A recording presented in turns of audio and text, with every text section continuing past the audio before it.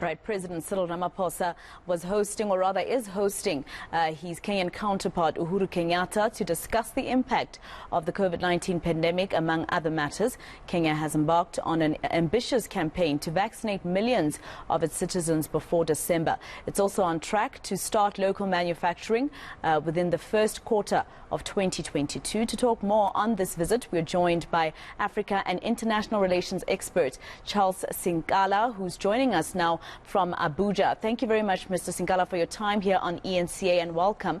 Now, first of all, this visit, I think, should be more important for the Kenyan President, Uhuru Kenyatta, especially because South Africa trades that side, or rather exports to Kenya a lot more than they export this side. Yes, indeed. It could be in that way. But I will say that it's a mutual benefit. Yes, the Kenyans has to do more to export more to South Africa against the $500 million South Africa exports to Kenya. But I think this is a sense of going forward. Some of the issues that Kenya faces is that they could not supply directly to South Africa. They talked about in their closed-door meeting in Pretoria that Kenya supplies flowers to Amsterdam, and Amsterdam brings those flowers to Woolworths in South Africa. So those are one of the hurdles that they have to talk of to ease the Africa trade agreement.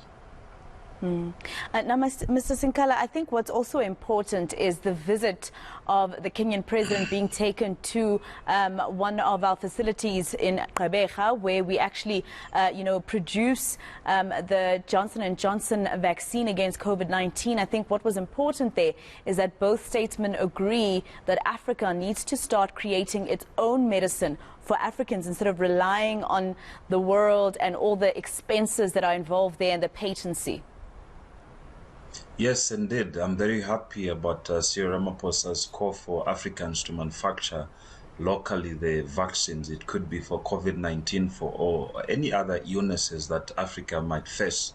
And the way they are doing it in Port Elizabeth, it's not only the production of the vaccines for the South Africans, but as well as the invitation to other African nations to come and buy from there, such as Kenya, who has come forth to inspect the facility and has placed some orders for the vaccination of their citizens of Kenya. I think, this gives a very professional sense, as he indicated that Kenya now is not only a partner in terms of the apartheid that they assisted South Africa and many other African countries, but he indicated that the 11th of August this year, they signed an agreement as a strategic partnership, in terms of trade and investment. And part of the Kenyatta's delegation includes a business portfolio. And as well, I see as well the Minister of Tourism, Lindiwe Sisulu, met a counterpart from Kenya discussing the tourism interchange. And I think this is what we need to see in the African continent. At least each and every month, we need to see an African leader who comes with a delegation to South Africa or go to Kenya or any others, and reduce the influx of African leaders going overseas in New York or Amsterdam or any other places.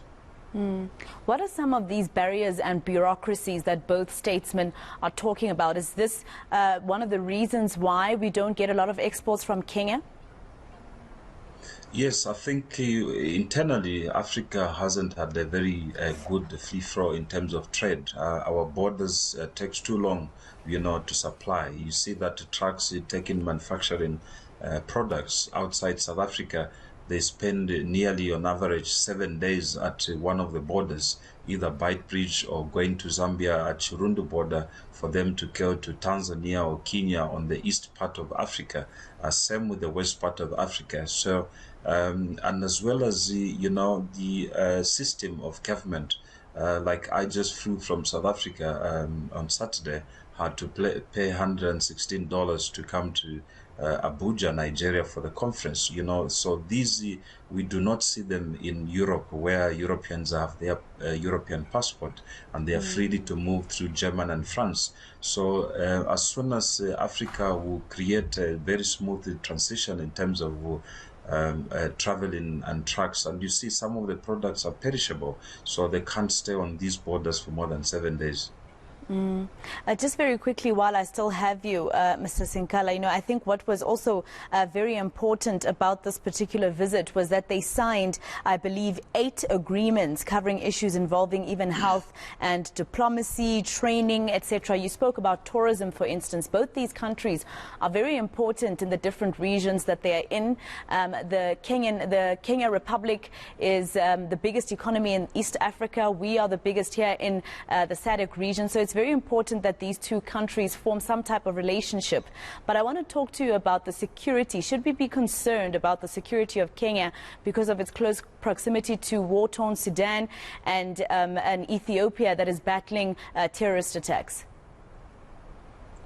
Yes, indeed, security has been an issue that has to be addressed. Security only comes when there's peacefulness in a country, such as Kenya has enjoyed very peaceful elections and political landscape. We can learn also from Kenya that President Uhuru Kenyatta, how he negotiated and had dialogued with the Raila Odinga, now who is part of the government, to avoid such as a disunity in the country. And I think South Africa as well might benefit on the infighting they have in the ANC as the leading government in South Africa. Yes, the proximity poses a challenge, but Kenya is very solid in terms of security.